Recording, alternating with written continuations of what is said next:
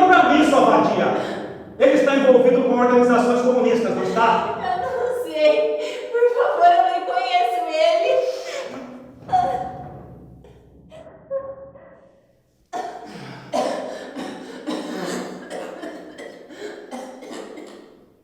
Conhece esse menino? Meu filho, meu bebê, não faz nada, por favor. Então responde a merda da pergunta!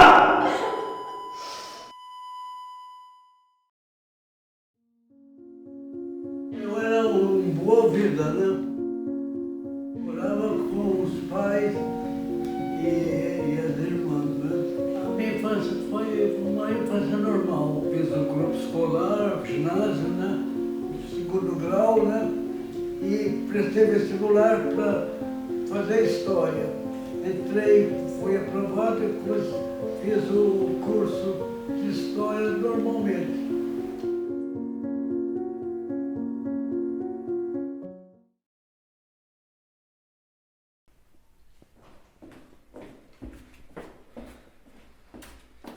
Tchau. Calma. Tô atrasado já. Já vai? Mas pelo menos você comeu alguma coisa? Comi sim, mãe. Ele não comeu não, mãe. Leva esse lanche aqui. Leva desse. Vê se come. Eu me inteirava muito bem com os alunos, né? Eu tinha essa facilidade de me inteirar com eles. Aprendi o linguajar deles, a gíria deles, né?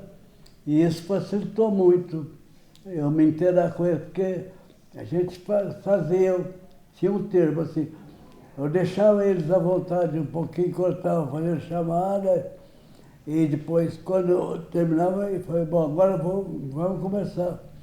Dava a minha aula, faltava assim 5 minutos para dar o sinal, 3 minutos, aí eles me alertavam. Seu Vandão, eles me chamavam de Vandão, ou então de seu Vander. Vandão, sem quem, quer dizer, para dar o espaço deles, né? Aí eu dava o espaço, terminava a aula, vinha outra turma, o roteiro era esse. Então foi um professor liberal, tanto que eles gostavam muito de mim. Um dia eu estava num bar em Ribeirão Preto e tinha um ex-aluno lá, ele me viu e falou assim, seu Wander, a lenda, porque eles gostavam muito. Eu brincava, eu aprendi a gíria deles. Cheguei, mãe. Você tá bem? Tô bem. Você? Também. Tá lendo, Helena? Uhum. Você tá gostando? Tá, mas tem umas palavras aqui que eu não sei o que significa. Meu filho, como foi seu dia hoje? Ah, foi bom. Os alunos e os professores são bem legais. Que bom, que bom.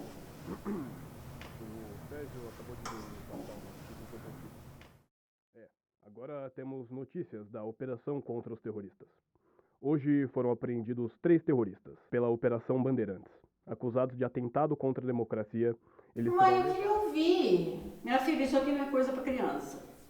Onde está Orlando? Não sei, já era pra ele ter chegado. Ele falou que ia passar aqui antes de ir pra casa.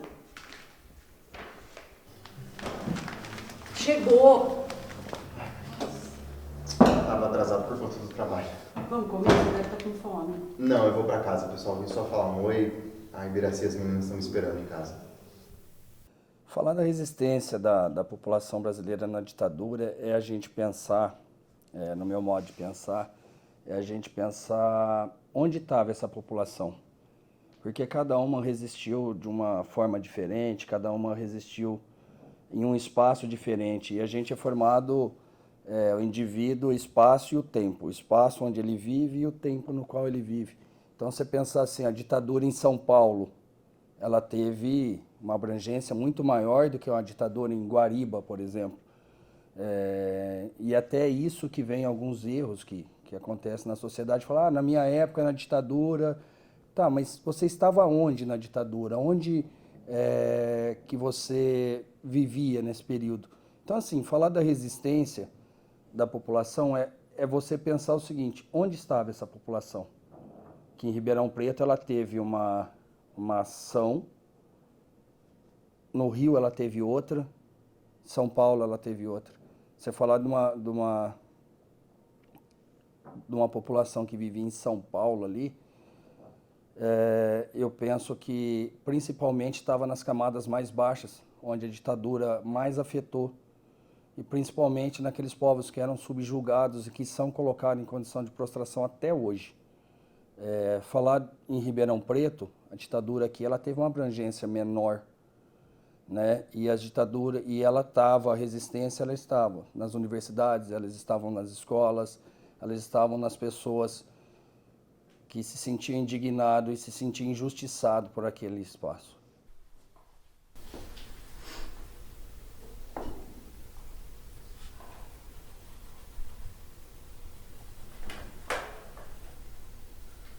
Filha, eu acho que você deveria pintar com essa cor. Gosto mais de amarelo, mãe. É? Uhum.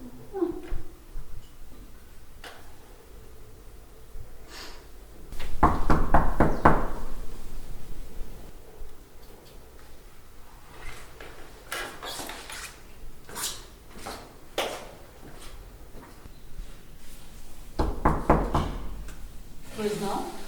O senhor Vanderlei mora aqui? É meu filho. Eu tenho um mandado para interrogá-lo. Interrogá-lo? Ele está? Ele foi almoçar na casa do tio. Quem que é, mãe? É interessante a gente pensar que as mulheres, elas sempre participaram de todos os processos de resistência da humanidade. Mas a história das mulheres, ela quase nunca ficava registrada, né? É uma história que era vista sempre pelo olho do outro, pelo olhar do outro, né? Que no caso eram os homens, e era uma atividade, um processo que era visto como um processo secundário. Então, portanto, essa história não era uma história que ficava registrada. E no caso das mulheres na resistência à ditadura civil-militar no Brasil, só a partir da década de 90, né, de meados da década de 90, essa história começa a ser pesquisada, começa a ser contada e começa a ser registrada. Então, a gente pode falar, por exemplo, que as mulheres estiveram nos processos de resistência, né, de participação na militância. Muitas vezes elas acabavam assumindo papéis que eram de organização, que era um papel de produção, que era de levantar recursos, de fazer contatos. Então, elas sempre atuaram nesse nicho, né? E também participavam das ações. E muitas vezes elas encontravam resistência dentro das próprias organizações para se tornarem comandantes ou para se tornarem lideranças dentro dessas organizações, mas elas sempre estiveram atuantes, né? Então, elas tiveram um papel muito importante. E não só no processo da resistência propriamente dentro de organizações armadas ou não, mas depois também, né, quando há um processo, quando no final da década de 70, a partir de 75, quando começa a haver um processo de mães buscando seus filhos, né, então essas mulheres também vão participar da resistência como aquelas que buscam, né? Então elas vão fazer os comitês femininos pela anistia, depois elas vão começar o movimento feminista no Brasil. Então tudo isso são processos que são movidos por mulheres.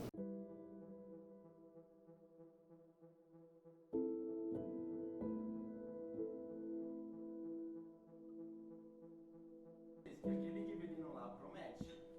Garoto promete, cara. Sucessor do Pelé, ele vai trazer. O que você tá fazendo aqui? Que é isso? Vai com isso! Para com isso, vocês vão me levar. Eu estava na casa da minha mãe mesmo, né? Fui levado e interrogado e colocado em liberdade de novo. Aí passou algum tempo que eu não tenho assim, já de memória, e eu foram atrás de mim de novo.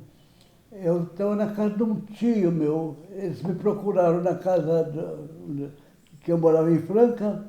Eu não estava, tiveram a informação de que eu estava na casa desse tio.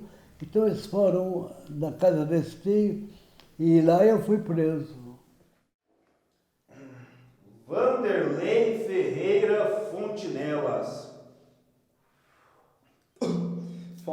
Você foi acusado de participar de organizações comunistas. Como assim? Organizações comunistas? Escuta aqui, ô cara. Todo mundo aqui quer ir embora pra casa, inclusive eu. Tá entendendo?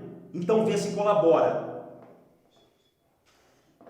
Quem participa das organizações comunistas junto com você? Eu não sei, eu não faço parte de nenhum.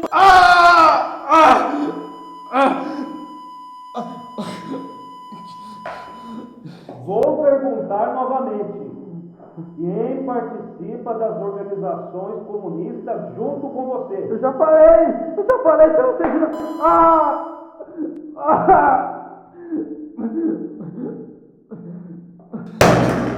Escuta aqui, seu bosta. Se você não cooperar, vamos precisar arranjar outros meios. Fiquei sabendo que você tem irmãs. Não, por favor, minha irmã, não!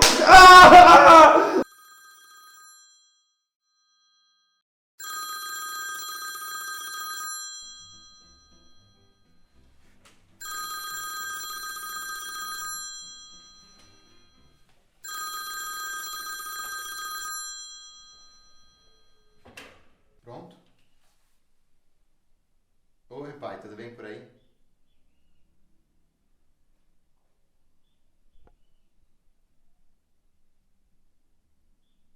Tá. Eu prometo. Eu vou procurar por ele.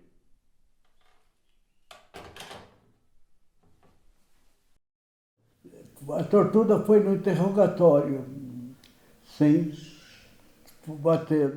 Foi só assim, tipo de tampão assim na cabeça, bater com as duas mãos no ouvido, você fica surdo, né? Eles chamam isso aí de telefone. Então bate assim, você fica surdo. Você estuda dentro de um viés os nomes propriamente ditos, porque cada uma tinha um nome. Por exemplo, tirar a unha, tinha um nome. Colocar dar choque embaixo da unha, tinha outro nome. Choque no ouvido, tinha-se muito. Agora imagina a dor que não é. Choque no ouvido, tirar as unhas, quebra de dedos. Tinha um que eles colocavam a pessoa e deixavam a pessoa imobilizada, então a pessoa começava a ter cãibra e a pessoa não podia se mexer, a pessoa ficava com cãibra, ficava amarrada, pessoas amarradas, pessoas que eram colocadas dentro da água e o choque era na água. Teve um que eles iam fazendo, que isso eu ouvi falar, que eles tiravam, é como se fosse imagina um abridor de lata, só que em vez de abrir lata, iam tirando a pele, partes da pele. Então assim, gente, são crimes que não deveriam ter tido anistia no Brasil. E um dos maiores erros que teve na história do Brasil foi anistiar os crimes da ditadura militar. É incompreensível isso. Para quem trabalha com humanas, para quem vem da área de humanas, isso é algo extremamente incompreensível.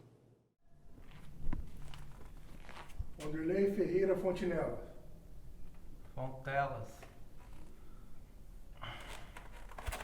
Para torturar, eu não fui torturado lá em São Paulo, não fui. Eles levavam para fora, né? Segundo eu soube, tinha o banco, que era a Operação Bandeirantes, que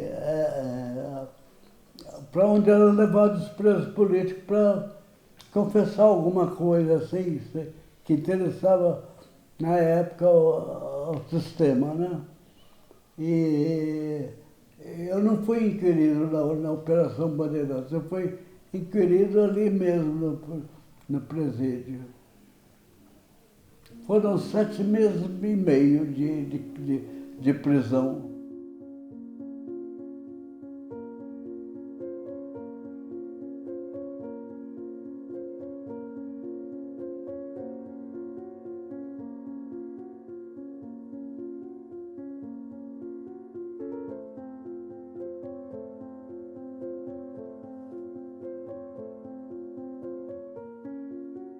Realmente a população era abúlica, né? Não tinha formação política nenhuma. Então, não se manifestavam aqueles que tinham ideologia mesmo. Né?